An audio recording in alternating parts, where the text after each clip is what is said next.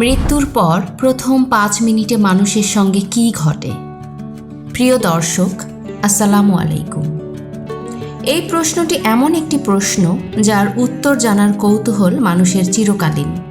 কারণ মৃত্যু এমন এক সত্য যেখান থেকে কেউ বাঁচতে পারেনি, পারবেও না। দুনিয়ার সবচেয়ে ক্ষমতাবান মানুষও মৃত্যুর সামনে অসহায়। সবচেয়ে ধনী মানুষও মৃত্যুর মুহূর্তে কিছু সঙ্গে নিতে পারে না। আর সবচেয়ে সাধারণ মানুষও মৃত্যুর স্বাদ গ্রহণ করবেই। আল্লাহ তাআলা পবিত্র কোরআনের স্পষ্ট ভাষায় বলেছেন, কুল্লু নাফসিন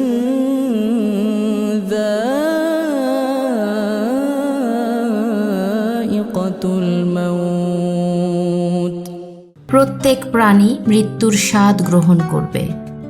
এই একটি আয়াতই আমাদের মনে করিয়ে দেয় মৃত্যু কোনো সম্ভাবনা নয়, মৃত্যু নিশ্চিত।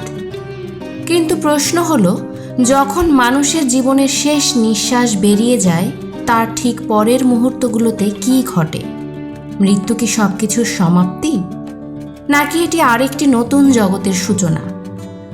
ইসলাম আমাদের বলে মৃত্যু শেষ নয়, বরং বারজাখের জীবনের শুরু। আর সেই শুরুটা হয় খুবই গভীর, খুবই তাৎপর্যপূর্ণ এবং মানুষের সারা জীবনের আমলের সঙ্গে সরাসরি সম্পর্কযুক্ত। প্রিয় দর্শক, আমরা দুনিয়াতে থাকতে থাকতে মৃত্যুকে অনেক দূরের বিষয় মনে করি।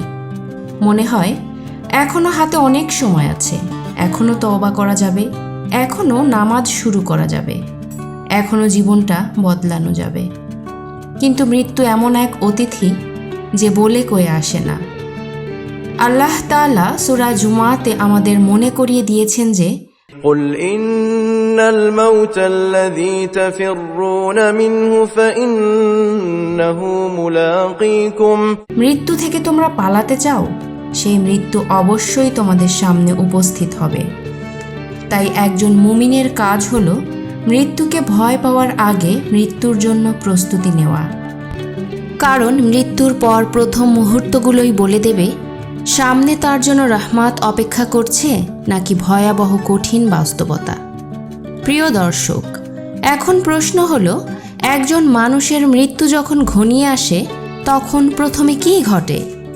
কোরআনে আল্লাহ তাআলা বলেন, حتى إذا جاء أحدكم الموت توفته رسلنا وهم لا يفرطون। অবশেষে যখন তোমাদের কারো কাছে মৃত্যু আসে, তখন আমার প্রেরিত ফেরেশতারা তার প্রাণ কবজ করে এবং তারা কোনো ত্রুটি করে না। এই আয়াত আমাদের জানিয়ে দেয় মৃত্যু কোনো এলোমেলো ঘটনা নয়, এটি আল্লাহর নির্ধারিত এক বাস্তব ব্যবস্থা।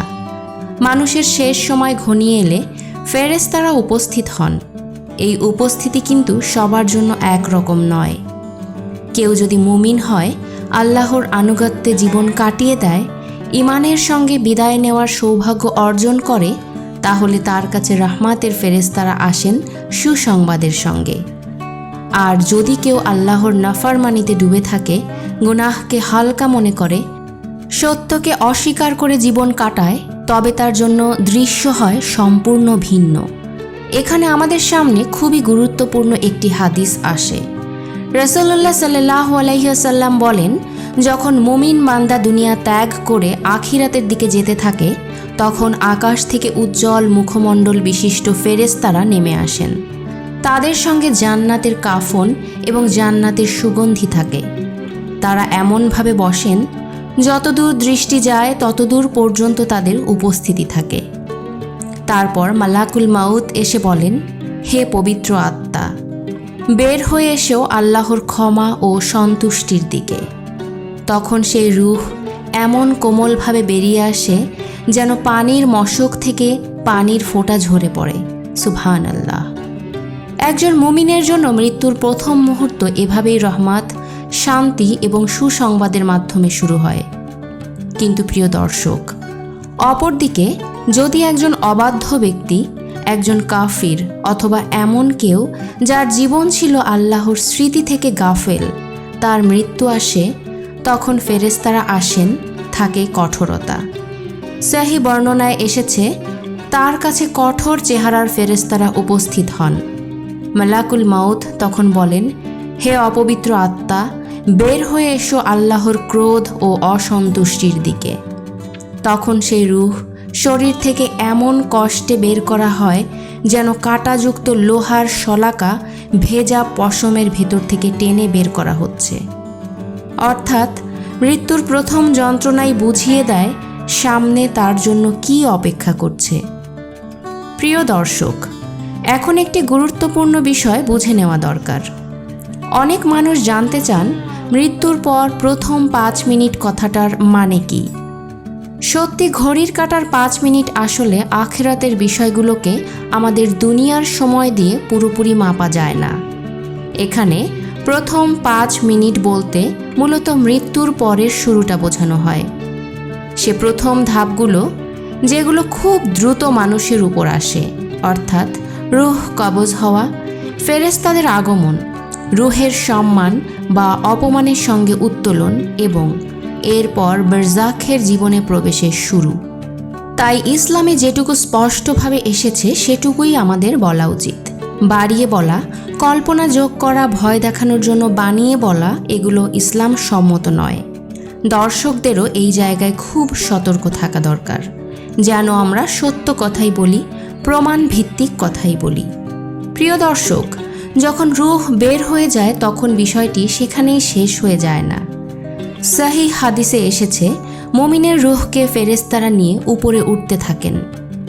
তারা যখন একদল ফেরেশতার পাশ দিয়ে অতিক্রম করেন তখন তারা জিজ্ঞাসা করেন, এই পবিত্র আত্মা কে? উত্তরে বলা হয়, এ হচ্ছে অমুক, অমুকের ছেলে অমুক। দুনিয়ায় তাকে যে সবচেয়ে সুন্দর নামে ডাকা হতো সেই সুন্দর নামেই তার পরিচয় দেওয়া হয়। এভাবে তাকে নিয়ে আসমানের দরজাগুলো পর্যন্ত যাওয়া হয় এবং তার জন্য দরজা খুলে দেওয়া হয়। তারপর আল্লাহর পক্ষ থেকে বলা হয়, আমার বান্দার আমলনামা ইল্লিইনে লিপিবদ্ধ করো এবং তাকে পৃথিবীতে ফিরিয়ে নাও, কারণ আমি তাদেরকে মাটি থেকে সৃষ্টি করেছি, মাটিতেই ফেরত নেব এবং মাটি থেকেই আবার বের করব। এ বর্ণনা আমাদের বুঝিয়ে দেয় একজন মুমিনের জন্য মৃত্যু অপমান নয়, বরং এক সম্মানজনক যাত্রার শুরু। অন্যদিকে পাপিষ্ঠ বা কাফের আত্মার ক্ষেত্রে হাদিসে এসেছে যখন ফেরেশতারা তাকে নিয়ে উঠতে থাকেন তখন আসমানের দরজাগুলো তার জন্য খোলা হয় না। তার পরিচয় অপমানজনকভাবে দেওয়া হয়। তারপর বলা হয়, তার আমলনামা সিজ্জিনে লিপিবদ্ধ করো। এরপর তার আত্মাকে নিক্ষেপ করা হয় নিচের দিকে। এখানে কোরআনের সেই আয়াতের কথা মনে পড়ে যেখানে আল্লাহ বলেন, ومن يشرك بالله فكأنما خر من السماء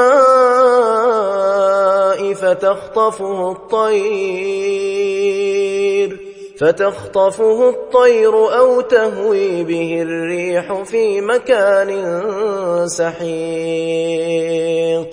যে ব্যক্তি আল্লাহর সাথে শরিক করে সে যেন আকাশ থেকে পড়ে গেল, অতঃপর পাখি তাকে ছো মেরে নিয়ে গেল বা বাতাস তাকে দূরে নিক্ষেপ করল। অর্থাৎ মৃত্যুর পরপরই বোঝা যায় এই আত্মা সম্মানিত নাকি লাঞ্ছিত। সুপ্রিয় দর্শক, এখন প্রশ্ন আসে, কবরের জীবন কি সঙ্গে সঙ্গে শুরু হয়? বারজাখের জীবন শুরু মৃত্যুর পরপরই হয়। আমরা দুনিয়ার মানুষ কবর বলতে শুধু মাটি, কাফন আর বিদায়ের দৃশ্য দেখি, কিন্তু ইসলামের ভাষায় কবর হলো আখিরাতের প্রথম ঘাঁটি। রাসূলুল্লাহ সাল্লাল্লাহু আলাইহি ওয়াসাল্লাম বলেছেন, কবর হলো আখিরাতের প্রথম মঞ্জিল।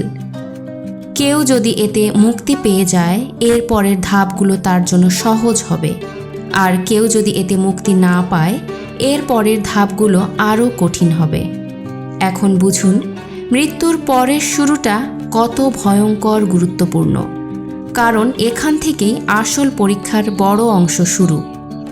প্রিয় দর্শক, মানুষকে যখন দাফন করা হয় এবং লোকজন সেখান থেকে ফিরে যেতে শুরু করে তখন কি ঘটে?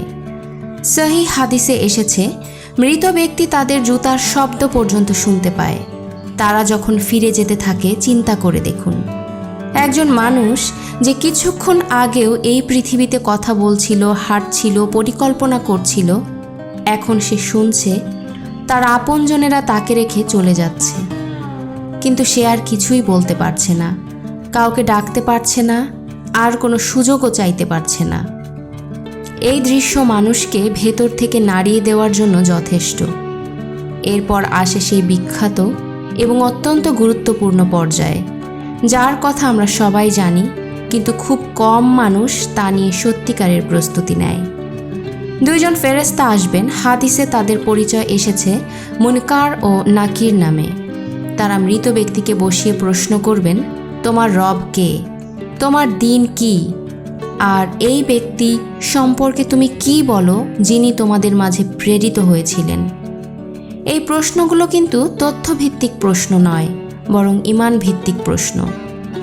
শুধু মুখে বলা যথেষ্ট নয় যে আল্লাহ আমার রব, ইসলাম আমার দিন, মুহাম্মদ সাল্লাল্লাহু আলাইহি ওয়াসাল্লাম আমার নবী।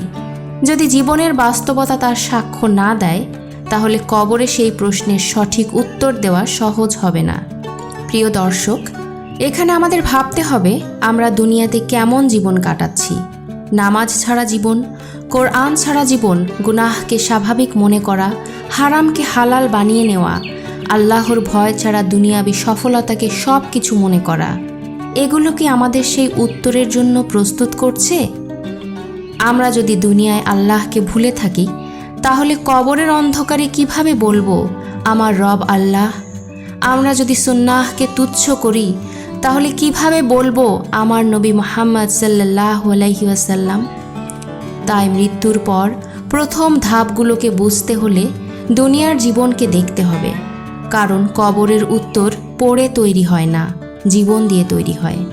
প্রিয় দর্শক, সহিহ হাদিসে এসেছে, মুমিন যখন সঠিক উত্তর দেয় তখন আকাশ থেকে ঘোষণা আসে, আমার বান্দা সত্য বলছে। এরপর তার জন্য জান্নাতের বিছানা বিছিয়ে দেওয়া হয়, জান্নাতের পোশাক পরানো হয় এবং জান্নাতের দিকে একটি দরজা খুলে দেওয়া হয়। ফলে জান্নাতের সুবাস ও শান্তি তার কাছে পৌঁছাতে থাকে। তার কবরকে প্রসারিত করে দেওয়া হয় যত দূর চোখ যায় তত দূর পর্যন্ত। তারপর সুন্দর চেহারার, সুগন্ধময় উত্তম পোশাক পরিহিত একজন আগন্তুক আসে এবং বলে, তোমাকে সুসংবাদ দিচ্ছি, এটাই সেই দিন যার প্রতিশ্রুতি তোমাকে দেওয়া হয়েছিল। তখন মৃত ব্যক্তি জিজ্ঞাসা করে, তুমি কে? তোমার চেহারা তো কল্যাণের বার্তা বহন করছে। সে বলে, আমি তোমার নেক আমল, সুবহানাল্লাহ। অর্থাৎ তোমার মৃত্যুর পর মানুষের সঙ্গে যে প্রথম সঙ্গী থাকবে তা হলো তার নিজের আমল। অপরদিকে যে ব্যক্তি সঠিক উত্তর দিতে ব্যর্থ হয়, তার জন্য আকাশ থেকে ঘোষণা আসে সে মিথ্যা বলছে। তখন তার জন্য জাহান্নামের বিছানা বিছিয়ে দেওয়া হয়, জাহান্নামের দিকে একটি দরজা খুলে দেওয়া হয়, সেখান থেকে তাপ ও বিষাক্ত বাতাস আসতে থাকে। তার কবর তার জন্য সংকীর্ণ করে দেওয়া হয়, এমনভাবে যে তার পাঁজরগুলো একে অপরের সঙ্গে জড়িয়ে যায়। তারপর এক কুৎসিত চেহারার দুর্গন্ধময় ভয়ঙ্কর আগন্তুক আসে এবং বলে, আমি তোমার খারাপ আমল। তখন মানুষ বুঝতে পারে দুনিয়ায় যা কিছু সে হালকা মনে করেছিল, ছোট গুনাহ ভেবেছিল, সময় আছে বলে ফেলে রেখেছিল, সেগুলোই আজ তার সামনে ভয়ঙ্কর রূপে দাঁড়িয়ে গেছে। প্রিয় দর্শক, এখানে আমরা একটা বড় শিক্ষা পাই। অনেক মানুষ মৃত্যু নিয়ে আলোচনা শুনে শুধু ভয় পেতে চায়, কিন্তু ইসলাম শুধু ভয় শেখায় না, ইসলাম প্রস্তুতিও শেখায়। যদি কবরের প্রশ্নের উত্তর চাই, তাহলে আজ থেকেই তার অনুশীলন শুরু করতে হবে। যখন নামাজে দাঁড়াই, তখন আমরা কি সত্যিই অনুভব করি যে আল্লাহ আমাদের রব? যখন হারাম থেকে বাঁচি, তখন আমরা কি বুঝে বাঁচি যে ইসলাম আমাদের জীবন ব্যবস্থা? যখন রাসূলুল্লাহ সাল্লাল্লাহু আলাইহি ওয়াসাল্লামের সুন্নাহ মেনে চলি, তখন আমরা কি অনুভব করি যে তিনিই আমাদের পথ প্রদর্শক? যদি এসব জীবনে বাস্তব হয়ে যায়, তাহলে কবরের উত্তর ইনশাআল্লাহ সহজ হবে। আর যদি ঈমান শুধু মুখে থাকে, জীবনে না থাকে, তাহলে ভয় আছে। সুপ্রিয় দর্শক, মৃত্যু পরবর্তী শুরুর এই আলোচনা থেকে আরেকটি গুরুত্বপূর্ণ বিষয় আমরা বুঝি। অনেকে প্রশ্ন করেন, মৃত্যুর পরে কি মানুষ পৃথিবীর সব কিছু দেখতে পায়? সে কি ঘরে কি হচ্ছে তা জানে? সে কি তার পরিবারকে ঘিরে থাকা সব ঘটনা বুঝতে পারে? এ ব্যাপারে নির্ভরযোগ্য দলিল ছাড়া বাড়িয়ে কিছু বলা উচিত নয়। ইসলামে যেটুকু এসেছে সেটুকুই বলা উচিত। আমরা জানি মৃত ব্যক্তি দাফনের সময় মানুষের পদধ্বনি শোনে। আমরা জানি কবরের প্রশ্ন হয়। আমরা জানি নেককার হলে শান্তি আসে আর পাপী হলে শাস্তি শুরু হয়। কিন্তু এর বাইরে যেসব রোমাঞ্চকর গল্প বাজারে প্রচলিত আছে তার অনেক কিছুরই সহিহ ভিত্তি নেই। তাই আমাদের উচিত কল্পিত গল্পে না গিয়ে কোরআন ও সুন্নাহর আলোকে মৃত্যুকে বোঝা। প্রিয় দর্শক, এখন প্রশ্ন হলো, এই আলোচনা শুনে আমাদের করণীয় কি? প্রথম করণীয় হলো মৃত্যুকে ভয়াবহ গল্প হিসেবে না দেখে বাস্তব প্রস্তুতির বিষয় হিসাবে নেওয়া। রাসূলুল্লাহ সাল্লাল্লাহু আলাইহি ওয়াসাল্লাম বলেছেন, তোমরা অধিক পরিমাণে সেই বিষয়টিকে স্মরণ করো যা সমস্ত ভোগ বিলাসকে ধ্বংস করে দেয়, অর্থাৎ মৃত্যু। মৃত্যুকে স্মরণ করার মানে হলো আজকের গুনাহ কালকের আগে ছেড়ে দেওয়া, আজকের নামাজ আজই ঠিক করা, আজকের জুলুম আজই বন্ধ করা, আজকের হারাম আয় আজই ত্যাগ করা। কারণ আমরা জানি না আমাদের মৃত্যুর প্রথম সেই মুহূর্ত কখন এসে যাবে। দ্বিতীয় করণীয় হলো তওবা। অনেক মানুষ ভাবে বড় হয়ে গেলে তওবা করব, বৃদ্ধ বয়সে ইবাদত করব, অবশ্যই জীবনে কোরআনের দিকে ফিরব। কিন্তু মৃত্যু তো যুবক, বৃদ্ধ, সুস্থ, অসুস্থ কাউকেই সময় দিয়ে আসে না। তাই এখনই আল্লাহর কাছে ফিরে আসতে হবে। গুনাহ যত বড়ই হোক, তওবা তার চেয়ে বড় দরজা খুলে দেয়। কবরের শান্তি শুরু হয় দুনিয়ার তওবা থেকে। তৃতীয় করণীয় হলো নামাজের হেফাজত। কারণ নামাজ শুধু একটি ইবাদত নয়, এটি বান্দা ও আল্লাহর সম্পর্কের সবচেয়ে বড় প্রকাশ। যে মানুষ প্রতিদিন 5 বার আল্লাহর সামনে দাঁড়ায় তার হৃদয়ে আল্লাহর পরিচয় জীবন্ত থাকে। আর কবরের প্রশ্নও তো মূলত সেই পরিচয়েরই পরীক্ষা। চতুর্থ করণীয় হলো কোরআনের সঙ্গে সম্পর্ক গড়া। কোরআন শুধু তেলাওয়াতের জন্য নয়, জীবন গড়ার জন্য। যে মানুষ কোরআনের আলোয় জীবন সাজায় তার জন্য মৃত্যু অন্ধকারের দরজা নয়, বরং আলোয় ফেরার শুরু হতে পারে। পঞ্চম করণীয় হলো মানুষের হক আদায় করা। কারণ শুধু নামাজ রোজা থাকলেই হবে না। যদি মানুষের হক নষ্ট করি, জুলুম করি, কষ্ট দেই, প্রতারণা করি, গীবত করি, তাহলে সে আমল আমাদের জন্য বোঝা হয়ে দাঁড়াতে পারে। মৃত্যু পরবর্তী শান্তির জন্য ইবাদতের সঙ্গে চরিত্র ঠিক করতে হবে। প্রিয় দর্শক, এখন প্রশ্ন হলো, একজন মুমিন কি মৃত্যুকে সবসময় ভীতিকর কিছু হিসাবে দেখবে? না, সব সময় না। মুমিনের জন্য মৃত্যু হতে পারে প্রিয় রবের সঙ্গে সাক্ষাতের সেতু, কষ্টের দুনিয়া থেকে শান্তির দিকে যাত্রা, দুঃখের ভুবন থেকে রহমাতের ভুবনে গমন। কিন্তু সেই সৌন্দর্য তারাই পাবে যারা দুনিয়ায় ঈমান ও আমলের সঙ্গে বেঁচে থাকে। তাই মৃত্যু ভয়ঙ্কর হতে পারে, সুন্দরও হতে পারে। বিষয়টি নির্ভর করছে আমি কেমন জীবন কাটাচ্ছি। প্রিয় দর্শক, আজকের এই আলোচনা আমাদের একটাই কথা শেখায়, মৃত্যুর পর প্রথম মুহূর্তগুলো কোনো গল্প নয়, কোনো সিনেমার দৃশ্য নয়, কোনো কল্পিত রহস্য নয়। এটি এমন এক বাস্তবতা যা আমারও আসবে, আপনারও আসবে। সেই মুহূর্তে থাকবে না ফলোয়ার, থাকবে না সম্পদ, থাকবে না দুনিয়ার বাহাদুরি, সঙ্গে থাকবে শুধু ঈমান, আমল, তওবা আর আল্লাহর রহমত। তাই বুদ্ধিমানের কাজ হলো আজ থেকেই সেই প্রথম প্রশ্নগুলোর উত্তর নিজের জীবনে তৈরি করা।